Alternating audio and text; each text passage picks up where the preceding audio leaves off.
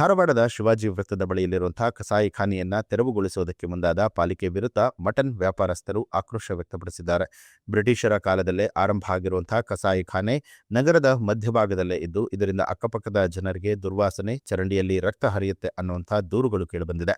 ಈ ಹಿನ್ನೆಲೆ ಜೆಸಿಬಿ ಮೂಲಕ ಕಸಾಯಿಖಾನೆ ತೆರವಿಗೆ ಪಾಲಿಕೆ ಮುಂದಾಗಿದ್ದು, ಆದರೆ ತಮಗೆ ಬೇರೆ ಕಡೆ ಕಸಾಯಿಖಾನೆಗೆ ಪಾಲಿಕೆ ಜಾಗದ ವ್ಯವಸ್ಥೆಯನ್ನ ಮಾಡಿಕೊಟ್ಟ ನಂತರ ಕಸಾಯಿಖಾನೆಯನ್ನ ಬಂದ್ ಮಾಡಲಿ, ಅಲ್ಲಿವರೆಗೂ ಈ ಕಸಾಯಿಖಾನೆ ಬಂದ್ ಮಾಡದಂತೆ ಮಟನ್ ವ್ಯಾಪಾರಸ್ಥರು ಪಟ್ಟು ಹಿಡಿದಿದ್ದಾರೆ.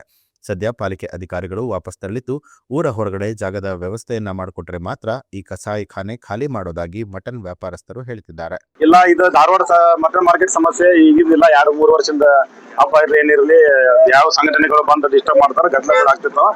ಅದಕ್ಕೆ ನಾವೆಲ್ಲ ಏನ್ ಮನವಿ ಮಾಡಿದ್ವಿ ಅಂದ್ರೆ, ಇದು ಸಿಟಿ ಸೆಂಟರ್ ಬರೋದ್ರಿಂದ ಎಲ್ಲರೂ ತೊಂದರೆ ಆಗೋದು, ಹೆಲ್ತ್ ಬಗ್ಗೆ ಆಗಲಿ ಮತ್ತೆ ಎಲ್ಲಾ ಬಗ್ಗೆ ತೊಂದರೆ ಆಗಿ ಬ್ಯಾಡದಂತೇಳಿ ಎಲ್ಲರೂ ನಿರ್ಣಯ ಮಾಡಿವಿ.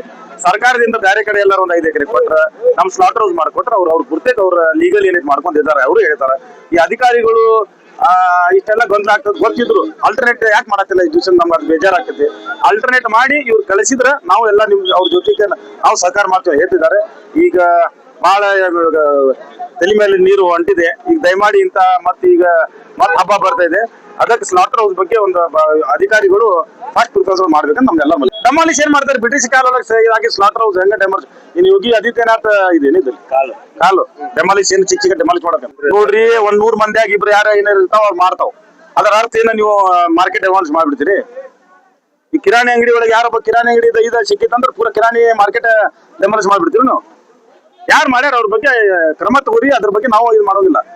ಮಾರ್ಕೆಟ್ ಬೆಳೆಸ್ತೀನಂದ್ರ ಈಗ ನಾಳೆ ಕಿರಾಣಿ ಅಂಗಡಿ ಏನಾರ ಒಂದ್ ಬೇರೆ ಕಡೆ ಅಂತಾರ, ಕಿರಾಣಿ ಮಾರ್ಕೆಟ್ ಬೆಳೆಸಿ ಬಿಡ್ತೀರಿ? ಪರಾಯ ವ್ಯವಸ್ಥೆ ಮಾಡಿ ಎಲ್ಲಾರು ಆರಾಮ್ ಇರ್ತಾರ ಅಂತ ಹೇಳಾಕತ್ತೀವಿ. ಸಿಟಿ ಬೆಳೆದಿದೆ, ಇಲ್ಲಿ ಮಟನ್ ಮಾರ್ಕೆಟ್ ಅವರು ಬ್ಯಾಡ್ ಅಂತಾರ, ಎಲ್ಲ ರಕ್ತ ಆಗಿತ್ತು ಬ್ಯಾಡ್, ಅವ್ರಿಗೂ ಇದಾಗತ್ತಿಲ್ಲ. ಮತ್ತೆ ಈ ಅಧಿಕಾರಿಗಳು ಆಲ್ಟರ್ನೇಟ್ ಮಾಡ್ಬೇಕಿಲ್ಲ. ನೀಡ್ ಅವ್ರ ಇದು ಅರ್ಥ ಮಾಡ್ಕೋಬೇಕು. ಅವರು ಗೋವಾ ಹೋಗ್ರಿ, ಬೆಳಗಾಂ ಹೋಗ್ರಿ, ಎಲ್ಲ ಹೋಗ್ರಿ, ಹೆಂಗೈತಿ ನೋಡ್ರಿ. ಮತ್ತೆ ಸ್ಮಾರ್ಟ್ ಸಿಟಿ ಅಂತೀರಿ ಧಾರವಾಡ. ಮತ್ತೆ ಎಲ್ಲಿ ಮಾಡತ್ತೀರಿ ನೀವು? ನಮ್ದೆಲ್ಲ ಸಹಕಾರ ಇದೆ. ನಮ್ಗೆ ಅಲ್ಟರ್ನೇಟ್ ಮಾಡಿ ಅವ್ರು ಹೇಳ್ತಾ ಇದಾರೆ, ಅವರು ರೆಡಿ ಇದಾರೆ. ಅಲ್ಟರ್ನೇಟ್ ಎಲ್ಲ 5 ಎಕರೆ ಜಾಗ ಕೊಟ್ಟು ಅವ್ನು ಸ್ಲಾಟರ್ ಹೌಸ್ ಮಾಡ್ಕೊಂಡು ಅಂತ ಹೇಳ್ತಾ ಇದಾರೆ. ಅದಕ್ಕೆ ಮತ್ತೆ ಎಲ್ಲೆಲ್ಲ ಹೇಳ್ಬೇಕು, ಯಾರ್ಯಾರು ಹೇಳ್ಬೇಕು ನಾವು ಹೇಳ್ತೇವೆ. ನ್ಯೂಸ್ ಅಲರ್ಟ್, ನಿಮ್ಮಿಂದ ನಿಮಗಾಗಿ.